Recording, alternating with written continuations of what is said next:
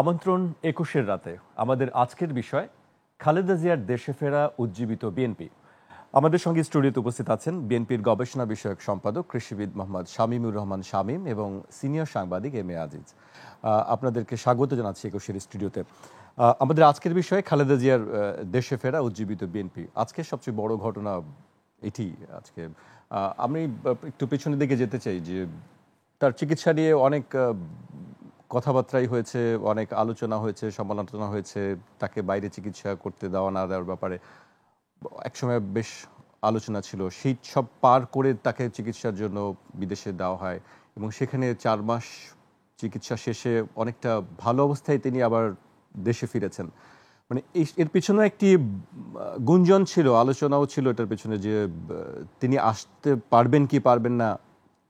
শেষ পর্যন্ত আমরা দেখলাম সবকিছু উড়িয়ে দিয়েই তিনি আসলে যত গুঞ্জন ছিল, সমালোচনা ছিল, সেগুলি উড়িয়ে দিয়েই তিনি দেশে ফিরেছেন এবং সঙ্গে 2 পুত্রবধূও ছিলেন তার। এই তার ফিরে আসার পরে এখন রাজনীতিতে আসলে কি অবস্থা মনে হয় আপনার কাছে? বিএনপি কি আগের থেকে নিশ্চয়ই উজ্জীবিত অবস্থায় আমরা দেখতে পাবো? ধন্যবাদ আপনাকে। বিসমিল্লাহির রহমানির রহিম।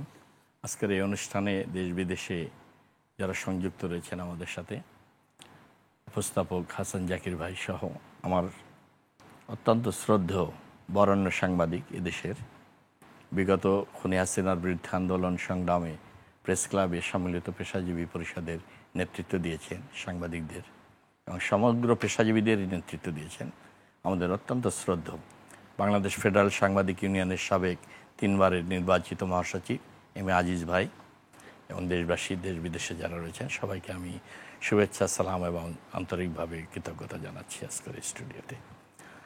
ধন্যবাদ আপনাকে। আপনি সত্যিই বলেছেন, দেশনেত্রী বেগম খালেদা জিয়া দেশে ফেরার পর 4 মাস বিদেশে চিকিৎসার পরে নেতাকর্মীরা উজ্জীবিত হয়েছে।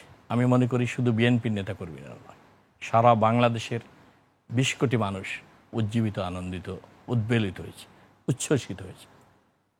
তাদের প্রাণের নেত্রী দেশনেত্রী বেগম খালেদা জিয়া বিগত 42 বছর বাংলাদেশের রাজনীতির ইতিহাসে যে সীমাহীন ত্যাগ স্বীকার করেছে, বিশেষ করে 3 বারের তিনি প্রধানমন্ত্রী, 2 বারের বিরোধী দলীয় নেত্রী, দীর্ঘ পথ পরিক্রমায়, এই 42 বছরের রাজনৈতিক পথ পরিক্রমায় ঘাত প্রতিঘাত, লড়াই, সংগ্রাম, ত্যাগের মধ্য দিয়ে মানুষের কল্যাণে তিনি নিজেকে উৎসর্গ করেছেন। তার সততা, দেশপ্রেম এবং মানুষের কল্যাণে তার রাজনীতিকে উৎসর্গ করেছে। এই কারণেই দেশনেত্রী বেগম খালেদা জিয়া এই দেশের সবচেয়ে জনপ্রিয় রাজনৈতিক নেতা হিসেবে অভিষিক্ত হয়েছে। মানুষের ভালোবাসা, শ্রদ্ধা তিনি অর্জন করতে সক্ষম হয়েছে। এর মূলে রয়েছে দীর্ঘ পথ, রাজনীতির পথ পরিক্রমায়, যেটা অন্য কোনো রাজনীতিবিদের ইতিহাসে আপনি এটা দেখাতে পারবেন না। শেখ হাসিনা 1/11-এর সময় আপনি দেখেন পালিয়ে চলে গেছিল দেশের বাইরে। দেশনেত্রী বেগম খালেদা জিয়া সীমাহীন অত্যাচার, নির্যাতনের পরেও 2 ছেলেকে কারাগারে নিয়ে গেছে। ভারপ্রাপ্ত চেয়ারম্যান জনাব তারেক রহমান এবং আরাফাত রহমান কোকো তাকে জেলে নিয়ে গেছে, তিনি কিন্তু পরাজিত হননি। মঈন ফখরুদ্দিন সরকারের কাছে মাথা নত করেন, তিনি বিদেশে পালিয়ে যাননি। তাকে অফার দেওয়া হয়েছিল দেশ ছেড়ে চলে যাওয়ার জন্য, কিন্তু তিনি যাননি। দেশের মাটি মানুষকে ভালোবেসে ঘাত প্রতিঘাত, লড়াই সংগ্রাম করে সীমাহীন ত্যাগ তিতিক্ষার মধ্য দিয়ে অত্যাচার, নির্যাতন, নিপীড়ন সহ্য করে এই বয়সে তিনি গণতন্ত্র, মানুষের অধিকার প্রতিষ্ঠার সংগ্রামে তিনি লড়াই করে গেছেন, তিনি পরাজিত হননি। তার যে আত্মত্যাগ, বাংলাদেশ কেন পৃথিবীর সারা দেশের মানুষের, গণতন্ত্রকামী মানুষের কাছে চিরস্মরণীয় হয়ে থাকবে। তার রাজনীতির মূল ভিত্তি হলো শহীদ প্রেসিডেন্ট জিয়া রহমানের আদর্শের রাজনীতি। সেটা হলো বাংলাদেশি জাতীয়তাবাদের ভিত্তিতে সততা, দেশপ্রেম এবং মানুষের কল্যাণে নিজেকে বিলিয়ে দিয়ে উন্নয়ন, উৎপাদন এবং সমৃদ্ধি রাজনীতিকে তিনি সামনের দিকে এগিয়ে নিয়ে গেছেন। নারীর শিক্ষা প্রসার, নারীর ক্ষমতায়নে তিনি যুগান্তকারী বিপ্লব এনেছেন বাংলাদেশে, যেটা দেশ বিদেশে ভূয়সী প্রশংসিত হয়েছে। এই কারণেই খালেদা জিয়ার প্রতি যে আস্থা, ভালোবাসা শুধু বিএনপির নেতাকর্মীদের না, সমগ্র দেশবাসীর, কোটি কোটি মানুষের কাছে সবচেয়ে জনপ্রিয় এবং হৃদয় নিংড়ানো ভালোবাসা খালেদা জিয়ার প্রতি রয়েছে। তিনি এটা দীর্ঘ পথ পরিক্রমায় তিনি অর্জন করেছেন। যে আজকে সেটি আমরা দেখেছি, তাকে স্বাগত জানাতে অবশ্যই সেটা আপনি দেখেছেন। ঢাকার রাজপথে সকাল থেকে লক্ষ জনতা, আবাল বৃদ্ধ বনিতা, এরা সব বিএনপির নেতাকর্মী না, সাধারণ মানুষ তাদের প্রিয় নেত্রীকে ভালোবাসার জন্য রাজপথে সকাল থেকে দাঁড়িয়ে রয়েছে। লক্ষ জনতা রাজপথে তাকে অভিনন্দন অভ্যর্থনা জানানোর জন্য, এক নজর দেখার জন্য। বিমানবন্দর থেকে তাকে ফিরোজের বাসায় যেতে যেতে অনেক ঘন্টা, অনেক পথ, বনানী হয়ে আসার কথা ছিল, 3 ঘন্টা, বনানী হয়ে গুলশান 2 দিয়ে যাওয়ার কথা ছিল। এত ভিড় ঠেলে উনি নেভির এখান থেকে আমাদের ওই আরেকটা পথ দিয়ে চলে গেছেন। এখানে হাজার হাজার জনতা দাঁড়িয়ে রয়েছে, সারা ঢাকা শহর জনতার অবস্থানে প্রিয় নেত্রীকে অভিনন্দন জানানোর জন্য, ফুলের শুভেচ্ছা জানানোর জন্য, প্লাকার্ড নিয়ে, দেশের পতাকা নিয়ে, জাতীয়তাবাদী দলের পতাকা নিয়ে, ফুলের শুভেচ্ছা নিয়ে লক্ষ জনতা রাজপথে দাঁড়িয়েছে তাদের প্রিয় নেতাকে এক নজর দেখার জন্য, অভিষিক্ত করার জন্য ভালোবাসে। দেখেছেন এই দৃশ্য। জি, আমি আজিজ ভাইয়ের কাছে আসতে চাই। আমরা আজকে দেখেছি, আপনিও দেখেছেন নিশ্চয়ই, বিএনপি চেয়ারপারসন গাড়ি থেকে তিনি নিজে নেমেছেন, নামার পরে হেঁটে কিছু দূর এগিয়েছেন। আপনার কাছে কি মনে হয়, শারীরিক দিক দিয়ে নিশ্চয়ই আগের থেকে তিনি ভালো বোধ করছেন, সেটি আমরা দেখছি, এবং রাজনীতিতে তার নিশ্চয়ই একটি ভূমিকা থাকবে বলে মনে হয়। আপনি কি মনে করেন এক্ষেত্রে? ধন্যবাদ আপনাকে। দেখেন, বেগম খালেদা জিয়া আমার মনে হয় অনেক বিএনপির নেতার চাইতে আমি সবচাইতে কাছাকাছি দেখেছি বেশি সময়। কমপক্ষে 50 বার ওনার সাথে আমার বৈঠক হয়েছে মিনিমাম। আর আমি 3 বার মহাসচিব ছিলাম, 2 বছর করে করে টার্ম। প্রত্যেক বছর এজিএম হতো, তিনি প্রধানমন্ত্রী হিসেবে আসতেন। রোজার সময় তিনি প্রধান অতিথি হিসেবে আসতেন। এটা যদি কাউন্ট করেন, আমার প্রফেশনে প্রেস ক্লাবেই আমরা এনেছি তাকে অন্তত পক্ষে আপনার 6 বছরে অন্তত 9 বার। তো এই জন্য আমি বলছি ওনাকে কাছে দেখেছি। ওনার কিন্তু স্টেমিনা সাংঘাতিক সাংঘাতিক। আপনি চিন্তা করেন যে শেখ হাসিনা কিন্তু কয়েকবার বলেছে যে সে মরে না কেন, মরে না কেন। দেখেন, মরা তো আল্লাহর হাতে। দেখেন, উনি নির্বাসিত, উনি পালিয়ে গেছে, উনি কিন্তু সুস্থ হয়ে ফেরত এসছেন। নির্জন কারাগারে রেখেছে, একদম মিথ্যা, একদম বানোয়াট একটা কেস দিয়ে ওনাকে এখানে সেরে পাটকায় রাখা হয়েছে। আপনি দেখেন, সবচেয়ে ইন্টারেস্টিং হচ্ছে, দেখেন সরকারিভাবে নিয়ম মতো তিনি ক্যান্টনমেন্টে থাকতে দেওয়া হয়েছিল, রেজিস্টার একটা জায়গা পেয়েছিল, সেখান থেকে তাকে উচ্ছেদ করা হলো, সেখানে তাকে কত অপমানজনক কিছু করা হলো। হ্যাঁ, না না, আপনারা জানেন ওয়াইনের মদের বোতল, ব্লু বই টই, এগুলো কিন্তু বাইরের থেকে ঢুকানো হয়েছে। এবং সেখানে ভেরি ইন্টারেস্টিং, কিন্তু আপনারা জানেন কি না, 2 জন সাংবাদিক এই কাজ করেছে, ওখানে ঢুকে এগুলো শো করেছে। সুতরাং আমি বলবো যে উনি যখন ওনাকে উচ্ছেদ করা হলো, তিনি কিন্তু কোথাও একটু করে জায়গাও ছিল না, একটা ফ্ল্যাটও ছিল না। তার বদনাম আপনি করতে পারেন, কিন্তু তিনি কিন্তু ভাড়া বাসায় ওঠেন। শহীদ প্রেসিডেন্ট জিয়াউর রহমান আপনি দেখেন যে তার অনেস্টি, তার ইন্টিগ্রিটি, কোনো আত্মীয় স্বজন কোনো তদবির তার কাছে করতে পারতো না। আমি তার বাড়িও ভ্রমণ করেছি বগুড়াতে। তাদের পরিবারের লোক কল্পনাও করতে পারতো না যে প্রেসিডেন্ট জিয়ার কাছে কোনো তদবির নিয়ে যাওয়া যেতে পারে। এই ভাবনাটাই তাদের ভিতরে কাজ করে নাই। দৈনিক বাংলা ছিল, দৈনিক বাংলার এক্সিকিউটিভ এডিটর ছিল ওনার আপন চাচা। উনি ইচ্ছে করলে রিটায়ার হতে পারতেন, জীবনে উনি পরিচয় দিতেন না, কেউ বুঝতেও না, জানতেও না, এরকম অবস্থা। তা আবার দেখেন, তারেক রহমান সম্পর্কে যেহেতু উনি নেক্সট বোঝা গেছে যে তিনি বিএনপির হাল ধরবেন, তাকে নিয়েও কিন্তু অনেক সমালোচনা। কিন্তু আপনি দেখেন যে তারও কিন্তু এই বাংলাদেশে এখনটা জায়গাও দেখাতে পারবেন না, একটা ফ্ল্যাটও দেখাতে পারবেন না, বাড়িও দেখাতে পারবেন না, কিন্তু বিতর্ক তাকে নিয়ে বিতর্ক হয়েছে। হ্যাঁ, তো এই জন্য আমি বলছি যে এই যে ধরেন তারেক রহমানের ওয়াইফ, স্ত্রী, তিনিও কিন্তু অনেক সময় আলোচনা আসছিল না যে বিএনপির হাল ধরতে পারে। সেই প্রসঙ্গে যাব আমরা, তো যাই হোক, বলবো আমরা। আচ্ছা, তো এই জন্য আমি বলছি যে এখন যে বেগম জিয়া আসছে, তার ধরেন এখন সে সুস্থ, আমি কিন্তু ফলো করছি। সে গাড়িতে নর্মাল ব্যবহার করছে, যখন সে মানুষ তার কাছে আসছে সে হাত তুলে সালাম দিছে, গাড়ির থেকে নেমেছে, হেঁটে গেছে। আর কতটুকু এই বয়সে সুস্থ চান? তার তো রোগে অন্ত নাই, কতবার অপারেশন করছে, তারপরেও আছে। এখন তিনি বাংলাদেশে আসা মানেই আপনি সবার ভিতরে একটা পজিটিভ রাজনৈতিক পজিটিভ চিন্তা কিন্তু হয়েছে। এখন ধরেন ডক্টর মোহাম্মদ ইউনূস এক এক সময় একবার কথা বলে যে রাজনৈতিক অস্থিরতাটা বাংলাদেশে আছে, কখন ইলেকশন হয়, কখন ইলেকশন হয় না, আদৌ হবে কি না, মানুষের ভিতরে কিন্তু একটা অস্বস্তি আছে। কিন্তু Begum Khaleda Zia world wide acceptable leader, এবং তিনি এটা ঠিক। এই যে দেখেন যে নির্জন কারাগারে পুরান ঢাকায় রাখা হয়েছে, হ্যাঁ, সেখান থেকে আপোষ করেননি। তাকে তো বলছে প্রেসিডেন্টের কাছে মাপ চাইলে তিনি যেতে পারতেন, তিনি চান নাই আপোষ। তিনি, আমরা তো কল্পনাও করি নাই তিনি বেঁচে থাকবেন, তিনি বেঁচে গেছেন। হ্যাঁ, আপনি দেখেন চিকিৎসার মাধ্যমে ঠিকই বেঁচে গেছেন, কিন্তু তার তো অনেক অপারেশন, তার তো রোগ, অনেক সমস্যা। এখন যে অবস্থায় ফিজিক্যালি আছে, আমার ধারণা আল্লাহ যদি এইটুকু রাখে, তাহলে আমার মনে হয় না যে ওনার উইলের বিরুদ্ধে কিছু বাংলাদেশে এখন হতে পারে। হবে না, হবে না। উনি ধরেন বিএনপি পল্টনের স্বভাব দিল, উনি যদি যায় খালি চেয়ারে বসে থাকে, বসে থেকে একটা দুটো কথা বলে, ধরেন আমি ইলেকশন চাই অত তারিখের মধ্যে, বাস শেষ, আন্দোলন শেষ। সুতরাং ওনারকে সারা বিশ্ব অ্যাকসেপ্ট করবে, অন্য নেতাদের অ্যাকসেপ্ট করুক আর না করুক, উনি কিন্তু অ্যাকসেপ্টেবিলিটি আছে। আমার ধারণা যে এখন উনি যে আসছে দুইটা পুত্রবধূ নিয়ে, যে আপনার তারেক রহমানের স্ত্রী, তারও কিন্তু জীবন সংখ্যা থাকতে পারে, কারণ যেহেতু ধরে নেওয়া হয় অনেকে যে উনি অসুস্থ, উনি সুস্থ, উনি যদি হাল ধরে, এই জন্য ওনার কিন্তু সিকিউরিটি নিয়ে আসছে, খেয়াল করে দেখেন, দরখাস্ত করে। আর তারেক রহমান হয়তো এই মুহূর্তে মনে করতেছে, তার হয়তো তিনি ভালো জানেন, তার কাছে খবর আছে, তিনি হয়তো এই মুহূর্তে আসাটা তিনি পুরোপুরি 100% নিশ্চিত রিস্ক ফ্রি মনে করছে না। হয়তো ইলেকশন শিডিউল হলে উনি এসে পড়বে, আসবেই উনি, হ্যাঁ। এবং আলটিমেটলি তিনিই দেখেন এই দুর্যোগের ভিতরে এত ক্র্যাকডাউন ফেসিবাদী সরকারের, প্রত্যেকটা নেতা কর্মীর বিরুদ্ধে আপনার মামলা, লক্ষ লক্ষ মামলা, আয়নাঘর, গুম, খুন, তার ভিতরে দেখেন একটা বিএনপির কর্মী কিন্তু দল পরিবর্তন করে নাই, সব আছে। অনেকেই বলে না বিএনপির এই দোষ আছে, কর্মীদের এই দোষ আছে, সেই দোষ।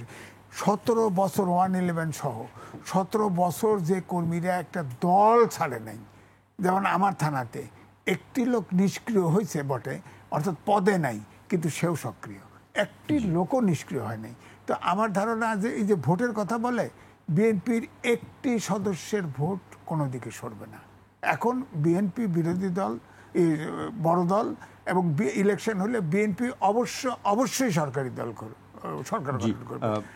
তাহলে সেক্ষেত্রে আপনি বলছেন যে রাজনীতিতে খালেদা জিয়ার একটি ভূমিকা রাখার যথেষ্ট সুযোগ আছে, সম্ভাবনা আছে, উপস্থিতি এবং তিনি যে শারীরিক অবস্থা যেটুকু আমি ফলো করেছি, তাতে করে এইটুক থাকলেই যথেষ্ট এই দেশের রাজনীতির জন্য। আমি এবার শামীম ভাইয়ের কাছে আসতে চাই। আজকে বিজয় ফখরুল ইসলাম আলমগীর বলেছেন যে খালেদা জিয়ার দেশে ফেরা গণতন্ত্রের উত্তরণের পথ আরো সহজ হবে। আপনি এ বিষয়ে একটু বলবেন। অবশ্যই সঠিক বলেছেন তিনি। দেখুন, দেশনেত্রী বেগম খালেদা জিয়া, আমি একটু আগেই বলেছি, দীর্ঘ 42 বছর বাংলাদেশের রাজনীতিতে তিনি সংগ্রাম করেছেন গণতন্ত্রকে প্রাতিষ্ঠানিক রূপ দেওয়ার জন্য। তার জীবনটা দেখুন, কত ঘাত প্রতিঘাত, লড়াই সংগ্রামে, গণতন্ত্রের সংগ্রামের প্রশ্নে তিনি আপোষহীন থেকেছেন। দুইটি সামরিক সরকারকে তিনি পরাজিত করেছেন। এরশাদের 9 বছর দীর্ঘ সংগ্রামে তিনি নেতৃত্ব দিয়েছেন। শহীদ রাষ্ট্রপতি জিয়া রহমান শহীদ হওয়ার পর তিনি গৃহবধূ ছিলেন।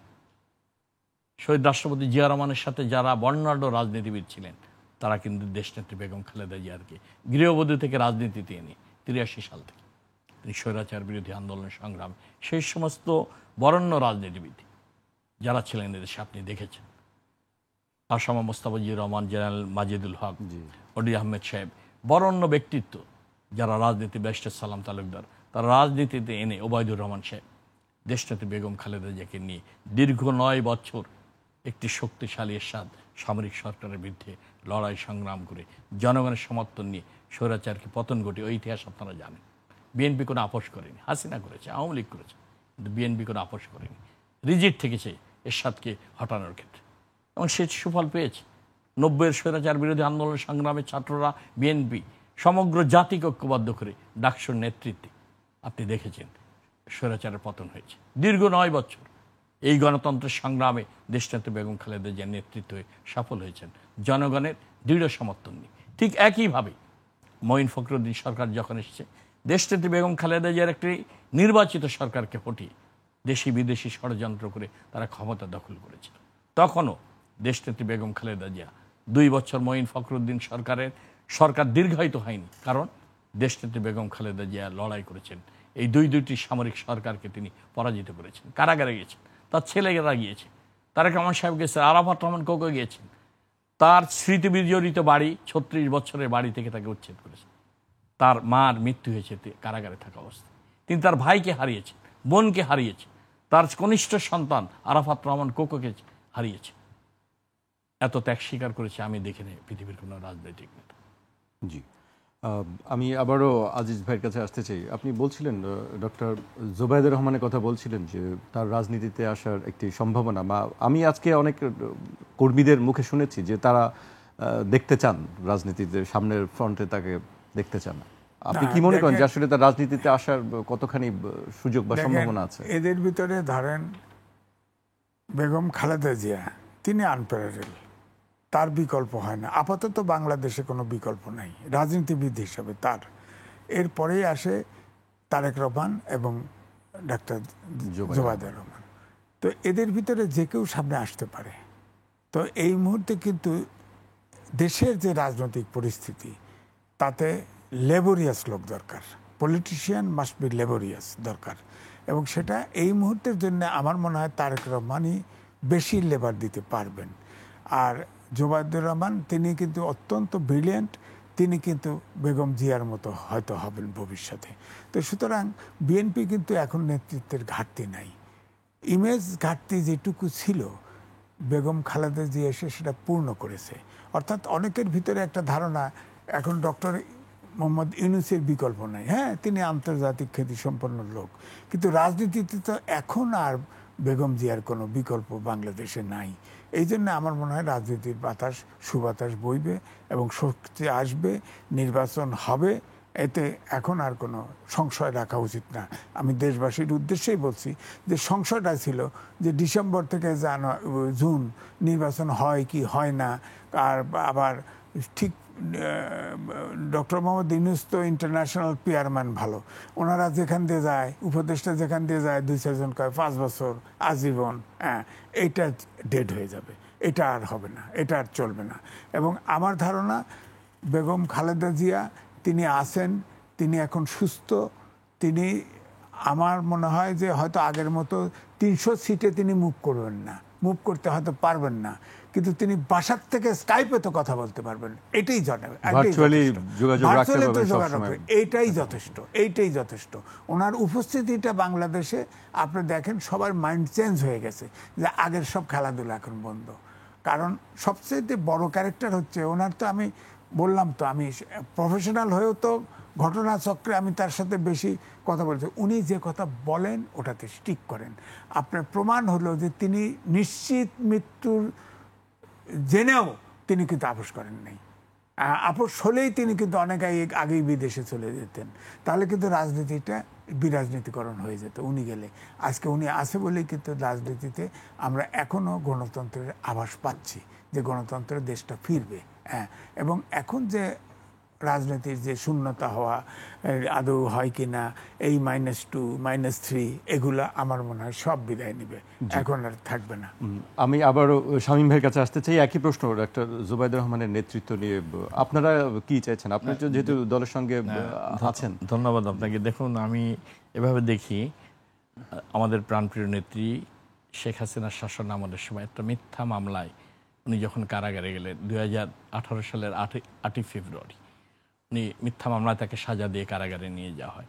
তখন থেকে আমাদের গঠনতন্ত্র অনুযায়ী আমাদের ভারপ্রাপ্ত চেয়ারম্যান দায়িত্ব নেন জনাব তারেক রহমান সাহেব, দলের দায়িত্ব নেন। চেয়ারপারসনের অনুপস্থিতিতে কারাগারে যাওয়ার পর সাংবিধানিকভাবেই দল তাকে ঐতিহাসিক দায়িত্ব তারেক রহমানের কাঁধে এসে পড়ে। তিনি ভারপ্রাপ্ত চেয়ারম্যান হিসেবে দায়িত্ব পালন করে।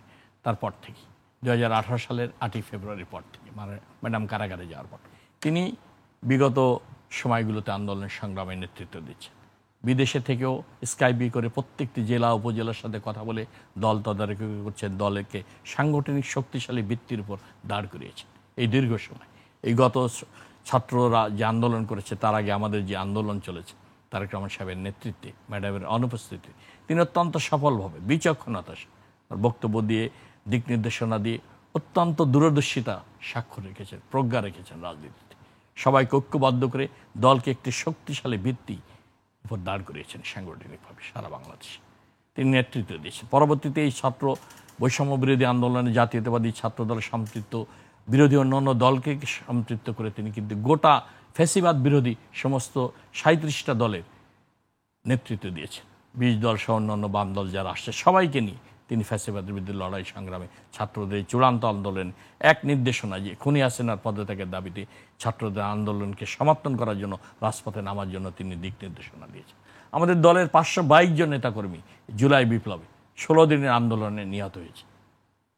আর এর আগে 17 বছর হাজার হাজার নেতাকর্মীকে গণতন্ত্র, মানুষের ভোটের অধিকার, মত প্রকাশের অধিকারের জন্য ফ্যাসিবাদের বিরুদ্ধে আন্দোলন সংগ্রাম করতে গিয়ে ইলিয়াস আলী, চৌধুরী আলম, সাইফুল ইসলাম হিরু এমপি সহ অসংখ্য নেতাকর্মীকে জীবন দিতে হয়েছে, কারাগারে জীবন দিতে হয়েছে, গুম খুম হতে হয়েছে, বিচার বহির্ভূত হত্যাকাণ্ডের শিকার হতে হয়েছে। হাজার হাজার নেতাকর্মীকে 17 বছর তারা হত্যা করেছে। এই রক্তের সাগর পাড়ি দিয়ে জাতীয়তাবাদী দল আজকের এই জায়গায় এসে দাঁড়িয়েছে, যেটা আমার ভাই বলেছে একটা লোককে নিতে পারেনি। তৃণমূলে বিএনপি কত জনপ্রিয়, ব্যাপক সমর্থন নিয়ে এই দলটি ঘাত প্রতিঘাত লড়াই সংগ্রামে রাষ্ট্রশক্তির সমস্ত নির্যাতন নিপীড়ন হাসিনা উপেক্ষা করে মাথা উঁচু করে এই দলটা দাঁড়িয়ে রয়েছে। পালিয়ে যায়নি এই দলের নেতাকর্মীরা, লড়াই করেছে। গত 17 বছরে ফ্যাসিবাদের বিরুদ্ধে লড়াই করেছে, সীমাহীন ত্যাগ স্বীকার করেছে। জুলুম, অত্যাচার, ঘর বাড়ি, লক্ষ লক্ষ নেতাকর্মী নিঃস্ব হয়ে গেছে, ঘর বাড়ি, হাজার হাজার নেতাকর্মীকে হত্যা করেছে। তারপরে নেতাকর্মীরা রাজপথে রয়েছে মাথা উঁচু করে জাতীয়তাবাদী শক্তির পতাকাকে উড্ডীন করে, নিজেদেরকে বিলিয়ে দিয়ে হাসিমুখে মৃত্যুকে আলিঙ্গন করে এই পতাকাকে উড্ডীন করে রেখেছে। একটা কঠিন সংগ্রামের পথ। 17 বছর মানুষ বাড়ি ঘরে যেতে পারেনি, মামলা মোকদ্দমায় বছরের পর বছর কারাগারে রয়েছে। আমার নিজের জীবন দিয়ে দেখি, আমার স্ত্রী মারা গেছে, আমি জানাজায় যেতে পারি। আমার বড় ভাই মারা গেছে, আমাকে কেন্দ্রীয় কারাগারে, আমি তখন কাশিমপুরে, আমাকে প্যারোলে মুক্তি দিইনি। আমার আপন খালা মারা গেছে, আমাকে প্যারোলে মুক্তি দেয়। 2টি মামলায়, মিথ্যা মামলায় আমাকে 9 বছর সাজা দিয়েছে। কারাগারে আমাকে কয়েদি ড্রেস পরিয়েছে। নির্বাচনের আগে 24 সালে তো কাশিমপুর কারাগার, প্রত্যেকটি কারাগারে, কেরানীগঞ্জে কারাগারে হাজার হাজার নেতাকর্মীকে গ্রেপ্তার করেছে। 32,000 নেতাকর্মীকে নির্বাচনের আগে, প্রহসনের নির্বাচনের আগে হাসিনা গ্রেপ্তার করে এই সমস্ত কারাগারে ভরেছে, নির্যাতন নিপীড়ন করেছে কারাগার। এটা তো আমার মতো হাজার হাজার নেতাকর্মীকে কারাগারে নিষ্পেষিত করছে, নির্যাতন। তারপরেও আমাদের দলীয় নেতাকর্মীদেরকে পরাজিত করতে পারেনি। দেশে থেকে ফ্যাসিবাদের বিরুদ্ধে লড়াই করেছে, সংগ্রাম করে। এমনি এমনি গণঅভ্যুত্থান হয়নি, ছাত্রদের শুধু আন্দোলনে এই কয়দিনই সফল হয়নি। এর একটা পটভূমি ক্ষেত্র তৈরি করা ছিল। কোটি কোটি মানুষ জুলাই আগস্টের বিপ্লবে ছাত্রদের সাথে সম্পৃক্ত হয়েছে। প্রতিটি জেলায়, মহানগরে, ঢাকা শহরে কোনো লোক বাড়িতে ছিল না। এই যে পটভূমিটা তৈরি করেছে বিগত দুঃশাসনের বিরুদ্ধে, আমরা রাষ্ট্রশক্তিকে হয়তো শেখ হাসিনার পরাজিত করতে পারিনি, আন্দোলন করেছি, কিন্তু রাষ্ট্রশক্তিকে ব্যবহার করে জোর করে ক্ষমতায় ছিল, মানুষকে গুণ খুম করে। কিন্তু মানুষের মন থেকে আওয়ামী লীগ কিন্তু উঠে গিয়েছিল, সেটার বহিঃপ্রকাশ জুলাই বিপ্লবে আপনারা দেখেছেন। জি, এই প্রসঙ্গে আরও অনেক কথা হবে, একটু বিরতিতে যেতে হচ্ছে আমাদেরকে। দর্শক, একটি বিরতি নিচ্ছি, বিরতির পর আবারও ফিরবে 21 রাতে, আমাদের সঙ্গেই থাকুন।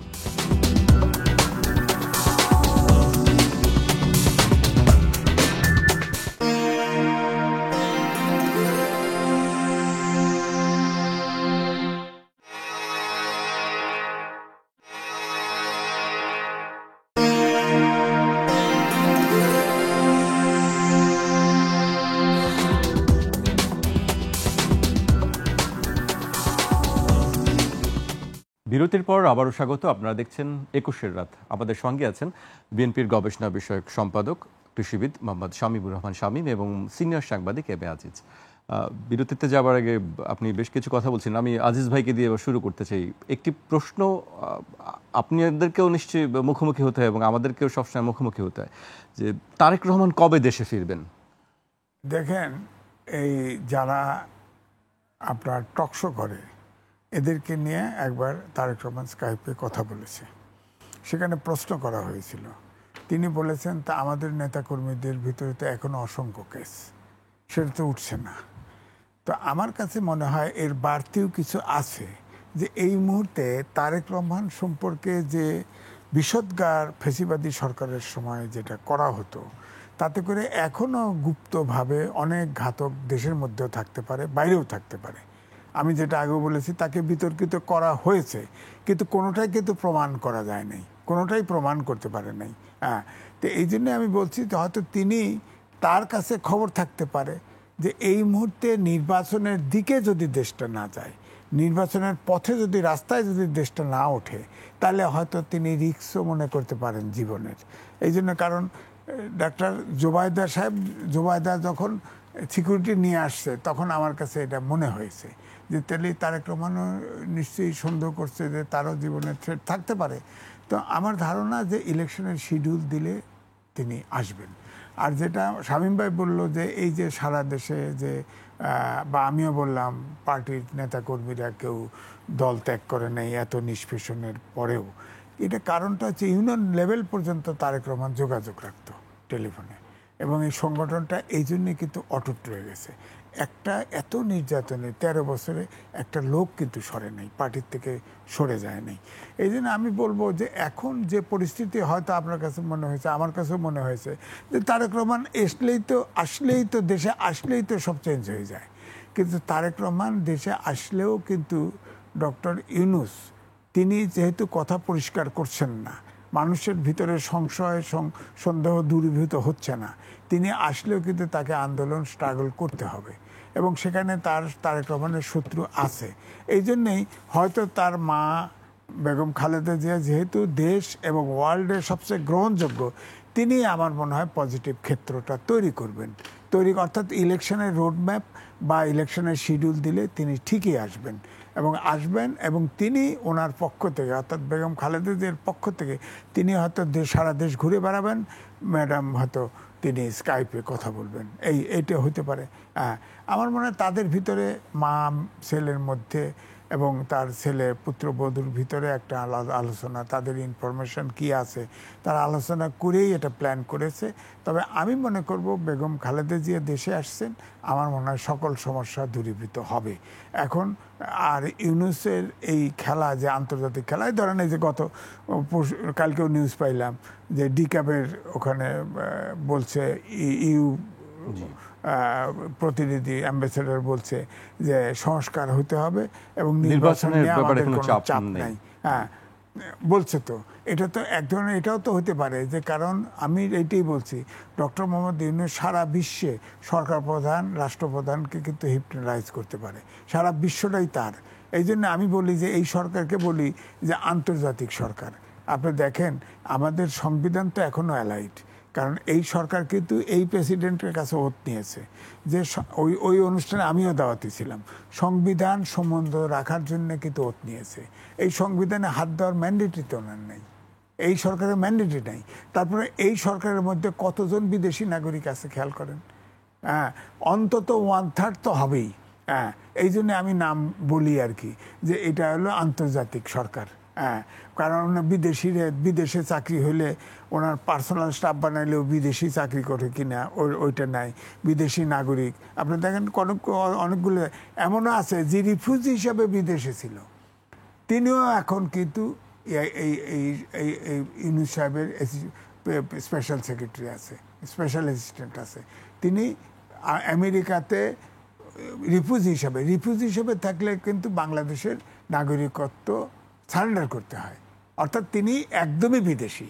আমি এইটাই বলছি, হয়তো জন্ম বাংলাদেশে হয়েছে কিন্তু তিনি একদমই বিদেশি।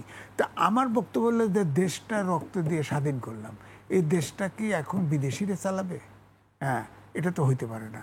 এই জন্য আমি ম্যাডাম খালেদা জিয়ার জীবন আছে, তিনি আমার বিশ্বাস দেশটাকে রাইট পথে তিনি আনবেন, এবং তিনি কিন্তু আপোষহীন, এটা সত্য, তার জীবন দিয়েছে, প্রমাণ করেছে তিনি আপোষহীন। শুধু দুইটা মানে সামরিক সরকারকেই তিনি হটান নাই, তিনি তার জীবন দিয়েও কিন্তু আপোষ করেন না, এটা প্রমাণ করেছেন। নিশ্চিত মৃত্যুর সত্ত্বেও তিনি কিন্তু আপোষ করেন নাই। সুতরাং আমার ধারণা যে সব মেঘ কেটে যাবে দেশ থেকে, এখন খুব দ্রুতই কেটে যাবে। জি, আমরাও তেমনটা আশা করি। যে শামীম ভাইয়ের কাছে আসতে চাই আবার একই প্রশ্ন, যে আপনার দলের ভেতর থেকে কোনো কিছু জানাতে পারবেন যে আসলে তারেক রহমান কেন দেশে ফিরছে না, বা কবে তিনি দেশে ফিরতে পারবেন? অবশ্যই, ইনশাল্লাহ উনি, আমাদের ভারপ্রাপ্ত চেয়ারম্যান সাহেব তারেক রহমান সাহেব অবশ্যই দেশে ফিরবেন। নেতাকর্মীরা এবং দেশবাসী প্রত্যাশা করছে খুব দ্রুতই তিনি দেশে ফিরবেন, দেশের এই অবস্থা দেশে ফিরবেন এবং দেশের নেতৃত্ব দিচ্ছেন উনি অলরেডি বিদেশে থেকে। আপনি যেটা বলছেন যে জোবায়দুর রহমান সাহেব আমাদেরই, আপনি জানেন যে উনি রাজনীতিতে আসেননি এখনই। উনি একটা সেবামূলক প্রতিষ্ঠান, আপনি জানেন, জিয়া রহমান ফাউন্ডেশন, যেটা তারেক রহমান সাহেবের জীবনের অনন্য সৃষ্টি, তার পিতার স্মৃতিকে ধারণ করে রাখার জন্য সেবামূলক একটা প্রতিষ্ঠান, অরাজনৈতিক প্রতিষ্ঠান জিয়া রহমান ফাউন্ডেশন। এটা আত্মমানবতার সেবায় কাজ করে যাচ্ছে।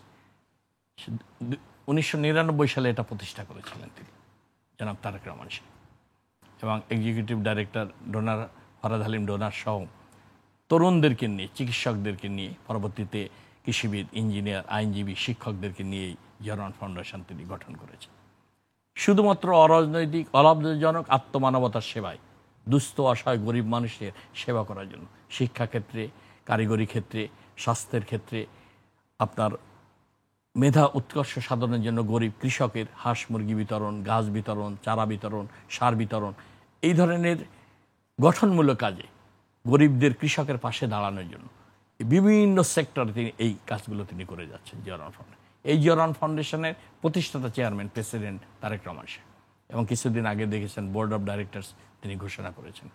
জোবাইদা রহমান, বিশিষ্ট কার্ডিওলজিস্ট, প্রখ্যাত চিকিৎসক, তিনি এই জিয়া রহমান ফাউন্ডেশনের ভাইস প্রেসিডেন্ট, একমাত্র ভাইস প্রেসিডেন্ট।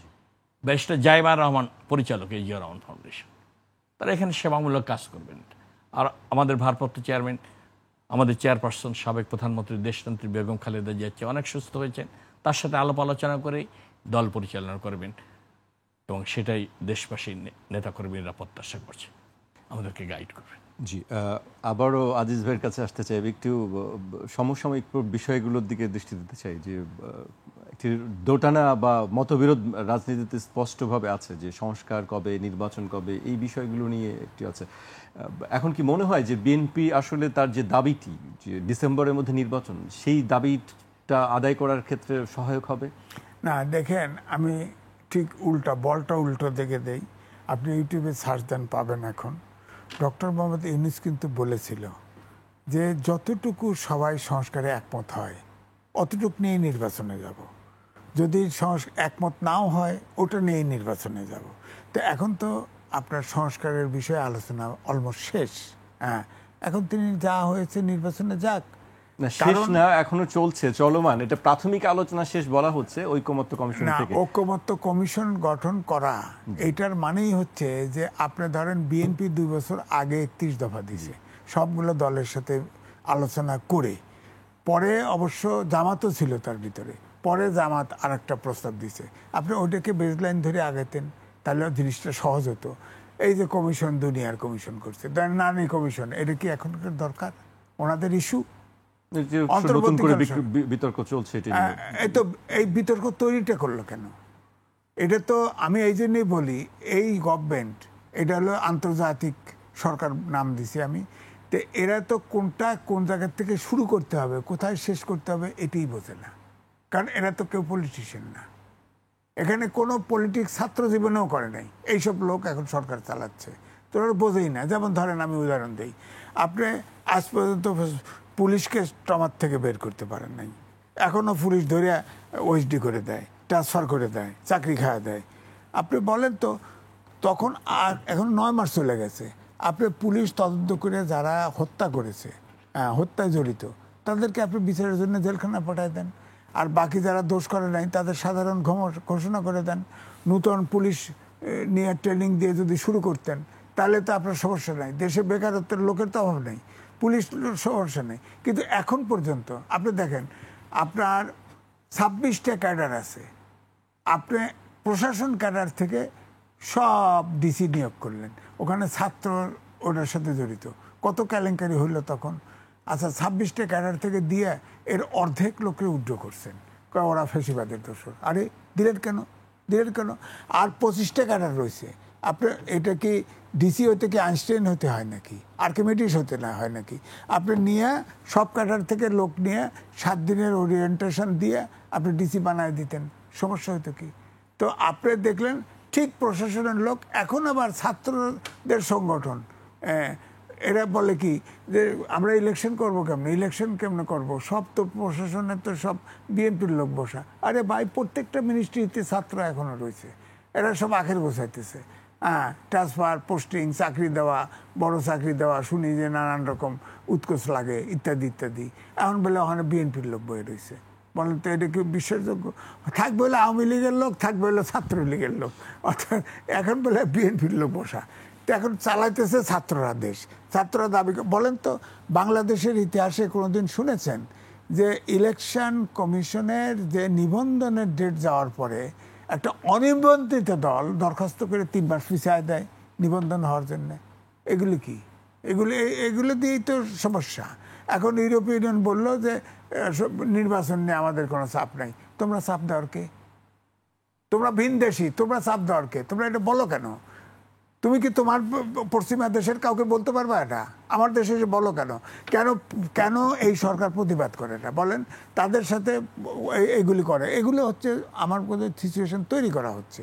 মানে এখন যেটা এই ক্ষমতা লিঙ্গার, এই যে বিবিসি রিপোর্ট করেছে, এই সরকারের ভিতরে এক দল আছে যারা নির্বাচন চায় না, তারা নির্বাচন ট্র্যাক। তাদের পক্ষ থেকে এই ইউনূস সাহেব হেঁটে গেলে, আপনার উপদেষ্টা হেঁটে গেলে বলে 5 বছর থাকেন, আজীবন থাকেন। আবার ছাত্ররাও বলছে আমার জীবনের দুঃখ থেকে যাবে যদি প্রধান উপদেষ্টা যদি ডক্টর মোহাম্মদ ইউনূসকে যদি নির্বাচিত প্রধানমন্ত্রী না দেখি। তো ইলেকশন করেন। আপনি তো বলছেন যে ছাত্ররা আমাকে নিয়োগ দিয়েছে, আবার ছাত্রদের এই পার্টিকে তো আপনি সব পৃষ্ঠপোষকতা দিচ্ছেন।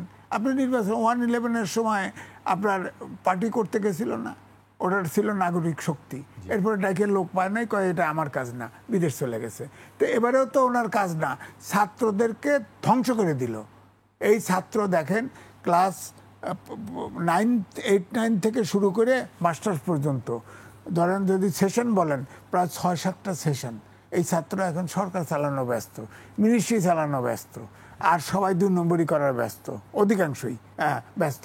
তো এই যে জেনারেশন গ্যাপ বিজ্ঞানের যুগে, যেখানে অটোমেশন সারা দেশ ঘুরে ফেলতেছে পৃথিবী, মানুষের বিকল্প হয়ে যাচ্ছে এখন অটোমেশন, প্রযুক্তি। আপনার সেখানে শিক্ষার সংস্কার কমিশন করে নাই তো? আমি তো নিজে লিখেছি, বিরাট করে লিখেছি যে আমাদের যে শিক্ষার যে কারিকুলাম এবং বুয়েট সহ এই দেশের কোনো শিক্ষা ব্যবস্থা আগামী এই অটোমেশনের যুগে ফিট করে না। অথচ শিক্ষা ছাড়া আগামী 10 বছর পরে প্রবাসের লোক যাবে না, এই দেশের লোক সব বেকার হবে, খালি সার্টিফিকেট নিয়ে তাবিজ দিয়ে নিয়ে রাস্তায় ঘুরতে হবে। অথচ শিক্ষার ধ্বংস করে দিচ্ছে এই জেনারেশন। 7টা জেনারেশন ধ্বংস হয়ে গেল দেশের। এটাকে কি দিয়ে ম্যানেজ করবেন বলেন? এই ছেলেরা নাকি আবার ইলেকশন করবে। আমিটামির নির্বাচনের সময় আওয়ামী লীগের 3টে বড় বড় নেতাদের যে 3টে পার্টি করেছিল না, গড়ে 300 সিটে নমিনেশন দিয়েছিল, একটারও জামানত থাকে নেই। এদের জামানত তো থাকবেই না। শিডিউল দিলে এই ছেলেরা একটাও ঢাকা শহরের বাইরে যেতে পারবে না। ওই যে দেখলেন না, ওই যে গাজীপুরে একটা গেছিল, পিঠে খায়া ফেরতেছে। যেভাবে একে নামায়, একে উঠায়, একে প্রমোশন দেয়, এই দরবেশ, ছাত্র দরবেশ বেরোইছে, এগুলো টাকা করি কামাইতেছে। এটা ছাত্র যে আগের যে দেখেন 52 সাল থেকে 24 সাল পর্যন্ত সব আন্দোলনে ছাত্র অগ্রভাগে ছিল, সব ছাত্র। কোনো ছাত্ররা নেতারা এত বিতর্কিত হয় নাই, এরা যত বিতর্কিত হয়েছে।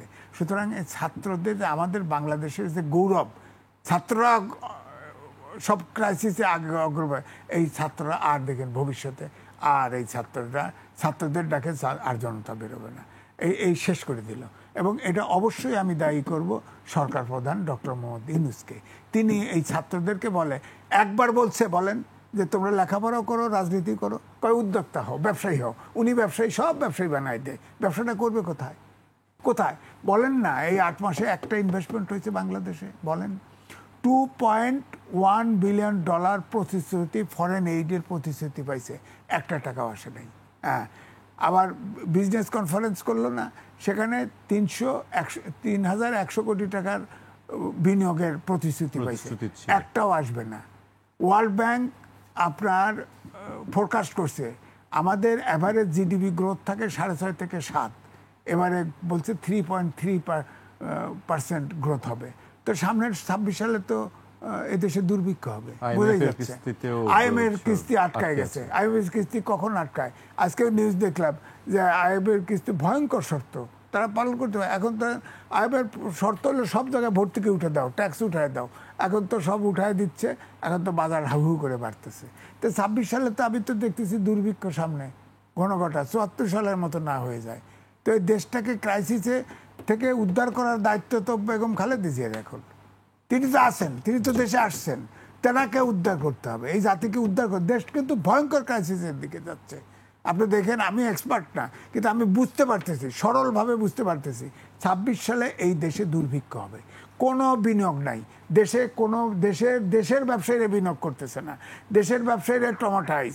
আপনি দেখেন, যত বড় এই 8-10টা হাউজে পাকিস্তান আমলে মুক্তিযুদ্ধের সময় স্লোগান দিছি 22 পরিবার সব খেয়ে গেল, এখন আমাদের 10টা ব্যবসায়ী হাউস সব লুটে পুটে খাইছে ফ্যাসিস্টের সময়। বলেন তো দেখি, সব বিদেশ চলে গেছে, আর দেশের ভিতরে টাকা খরচ করে করে সব শান্তিপূর্ণভাবে রয়ে গেছে। একটা ব্যবসায়ী সালমান রহমান দুঃখ, ও ছাড়া আর কেউ জেলে গেছে বলেন? একটা ব্যবসায়ী জেলে জানে তো বিচার কি করবে? দেশ তো চালাতে পারছে না। এই জন্য তাদের ভালাই ভালাই এখন বেগম খালেদা জিয়া আসছেন, এই সুবাদে উনি যতই চেষ্টা করুক কোনো চালাকিতে কাজ হবে না। আমি কিন্তু দৃঢ়তার সাথে বলছি, ম্যাডাম খালেদা জিয়া আসছে, তিনি সারা বিশ্বে অবশ্যই নন্দিত এবং গ্রহণযোগ্য। সুতরাং এখন ডক্টর ইউনূসের কোনো চালাকি চলবে না। সবচেয়ে বালাই আপনার রোড ম্যাপ শিডিউল দিয়ে ইলেকশনটা করে দিয়ে তিনি জাতিকে উদ্ধার করুন। জি, শামীম ভাই আপনার কাছ থেকে আসছে, আজিজ ভাই অনেক কথা বলে ফেললেন এক টানে। এর মধ্যে একটু আশঙ্কার কথা বলেছেন যে দুর্ভিক্ষর একটি আশঙ্কা দেখছে, সেক্ষেত্রে দুর্ভিক্ষ আমরা চাইবো না যে দুর্ভিক্ষ দিকে বাংলাদেশ যাক। সেক্ষেত্রে নির্বাচনের ক্ষেত্রেও একটি সংশয় চলে আসে যে দেশের পরিস্থিতি কেমন হবে, কোন দিকে যাবে। আমি যেটি প্রশ্ন করেছিলাম যে ডিসেম্বরে নির্বাচন আদায়ের ক্ষেত্রে কি যে বিএনপির যে দাবিটি, সেই দাবিটি কি আরও ত্বরান্বিত করা সম্ভব হবে? এখন খালেদা জিয়া যেহেতু দেশে আসছেন এবং তার প্রতি মানুষের প্রত্যাশাটা বরাবরই অনেক বেশি। ধন্যবাদ আপনাকে। দেখেন, প্রথম থেকেই আমরা কিন্তু বলছি, আমাদের দল থেকে বলা হচ্ছে, সর্বোচ্চ মহল থেকে বলা হচ্ছে, দলের মহাসচিব, স্ট্যান্ডিং কমিটির সদস্যবৃন্দ, আমাদের ভারপ্রাপ্ত চেয়ারম্যান সাহেব বারবারই বলছে, আজকের এই সরকার প্রায় 9 মাস অতিক্রান্ত হয়েছে। এই সরকার যেটা ভাই বলেছেন একটু আগে, চমৎকারভাবে তুলে ধরেছেন বিভিন্ন প্রেক্ষাপটটা, সত্য বাস্তব কথাগুলো তুলে ধরেছে, একদম প্রাসঙ্গিক সত্য কথাগুলো তুলে ধরেছে, খুব ভালোভাবে তুলে ধরেছেন। জায়গাটা থেকে উত্তরণের আপনাকে যে কথাগুলো, বাস্তব কথাগুলো বলেছেন, এই সরকারকে ফেস করতে হচ্ছে। এই অন্তর্বর্তীকালীন সরকার কিন্তু সবাই সমর্থন দিয়েছে। ফ্যাসিবাদের বিরুদ্ধে সমস্ত রাজনৈতিক দল, ছাত্ররা, রাজনৈতিক দলগুলো সবাই নিঃশর্তভাবে সমর্থন দিয়েছে।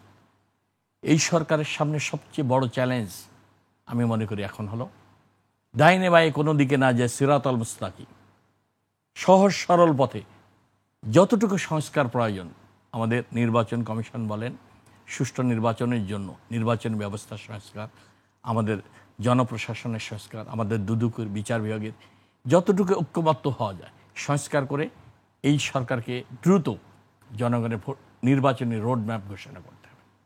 তা না হলে এই সরকার, যে ভাই বলেছেন, বহুবিধ সংকট চ্যালেঞ্জের মুখে পড়ে গেছে।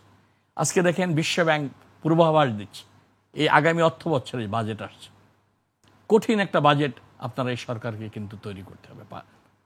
ভঙ্গুর অর্থনীতির উপর দাঁড়িয়ে রয়েছে বাংলাদেশ।